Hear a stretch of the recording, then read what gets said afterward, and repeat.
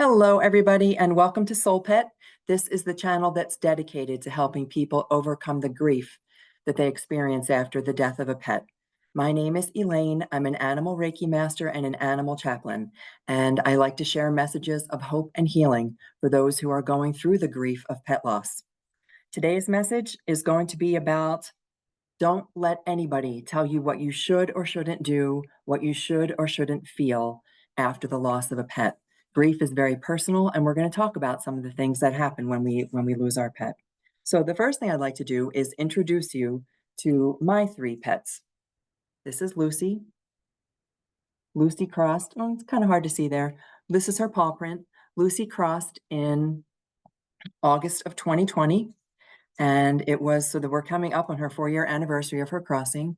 And this is Winston, little Winston. Lucy was a black lab, 13 years old when she crossed. This is Winston. Winston was a rescue King Charles Cavalier, and Winston crossed within 10 days of Lucy. They are the real inspiration behind this channel. Winston crossed within 10 days of Lucy, and then I will show you Jack.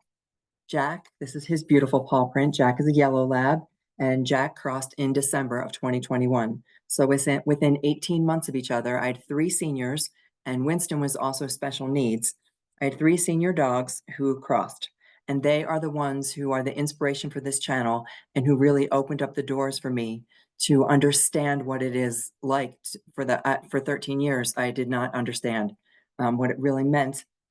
Makes me a little bit emotional to lose a pet. And then it's Lucy in particular who inspired me to start delivering these messages of hope and healing. So don't let anyone tell you what you should or shouldn't feel, what you should or shouldn't do. And the reason that I share that message is because, to give you a little background, I am retired. I actually walked away from my job as a corporate HR executive. I was in corporate America for 35 years, and I was an HR exec and whatever you associate with human resources. I like to think that I was a compassionate HR person, but I know that I heard the words come out of my mouth, such as, "It was just a cat." I've also said things in my role as HR. Perhaps it's time to move on. It still hurts my own heart to think that those words left my mouth. And so what I did was flipped it on its head. One day, my boss came to me and said, "You are very good at firing people." And I know it was meant as a compliment, but I realized that this was all wrong. It was all wrong. And I left. I walked away. I walked away and realized that I needed to begin connecting with animals. I wanted to work with animals more than anything. And so I left my role as an HR executive and all of those evil catbird things that came out of my HR mouth. And then, of course, when Lucy crosses, when I realized that there's so much more to this. There is so much more. And don't let anybody ever tell you that you should be grieving less, that it's time to move on, that it was just a pet, that it was for the best. Excuse me. I know that people mean well. I never meant it to hurt anybody when I said those things. And I know people mean well when they're trying to help you move on and help you move past, but everything is different. Everybody's connection and everybody's relationship with their animal companion is 100% unique. So don't let anybody tell you what you should or shouldn't do. Let's talk a little bit about what you can do.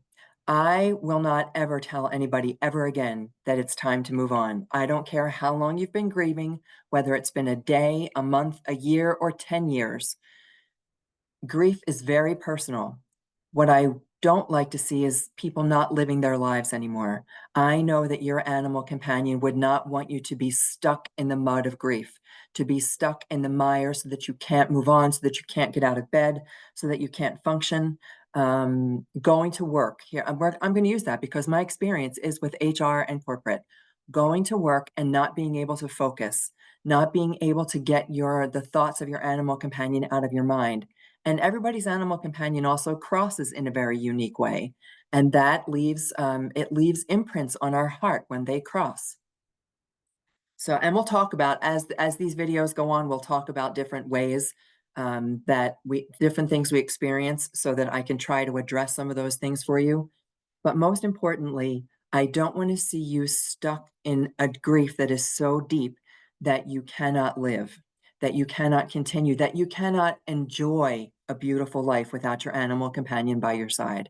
And that's why I bring these messages of hope and messages of healing. I know 100% that your animal companion would not want you to be suffering right now. So how do you get past some of that grief? What I want to share with you today is just something to help you find some relief. Even if you can't escape right now the depth of grief, I want to be at least be able to help you find a moment of relief, that moment of just even if it's for a moment, that moment of peace that that brings you just a sense, even for a moment, that okay, I can breathe. I can actually breathe. So here's what we're going to do. If you want to do this with me right now, if you're in a place where you can, if you're not, you can always come back to this, or you can try it at home anytime. It is not anything complicated. All I'm going to ask you to do, so don't do this while you're driving, is to close your eyes. I want you to close your eyes and focus on your breath. And as you breathe, it helps, just the act of breathing helps relieve some of the helps relieve some of the emotion and some of the grief, because your mind doesn't go there. Your mind has to focus on its breath. So you close your eyes and you take 1 or 2 deep breaths. And now I want you to touch your heart, where your heart is on your chest. I just want you to touch it with your fingers and breathe in. And if you can, imagine feeling your fingertips from the inside. Imagine that you're in your heart and you can feel your fingertips. So instead of your fingers feeling your heart, allow your heart to feel your fingertips. Breathe in, nice deep breath. And as you exhale, just allow yourself to release. Say, just for today, just for this moment, just for this moment. It doesn't have to be any longer than a moment. Just for this moment, I release the sadness. I release the sadness. I release the sadness just for right now, for this minute in time. And then call to mind something really special about your animal companion. Was it the way their tail wagged? Was it their purr? Was it something funny that they did? Call to mind one funny little cute memory that you love. Even if it brings the tears, that's okay. Let that come into your heart space where you just release that sadness. And now just open your eyes. Open your eyes and know that for just even 60 seconds, you were able to set aside the grief. If you do that every night before you go to sleep, little by little, the sadness it never comes back. The sadness starts to go away and it becomes replaced with beautiful memories, beautiful thoughts, remembering your relationship with your animal companion. And we'll take further steps beyond this. That's the very first step. The very first step to overcoming that grief that you can't get past is a baby step. Instead of grief, find relief. And every single day, we'll add another moment of relief and find that the sadness, while it may not fully ever go away, I still cry about my beautiful Lucy. The fact that, and I'll tell you more stories, the fact that Lucy and Winston, when they crossed just within 10 days of each other, Winston was, we think, about 10 or 11. He was a rescue, and Lucy was 13. Lucy was assisted, and Winston crossed on his own. We'll talk more about that. But they are the ones who inspire this. And I cry about them still all the time. I miss their little furry bodies. I know that they're still with me. I know that their spirit is still with me. I hold them deep in my heart.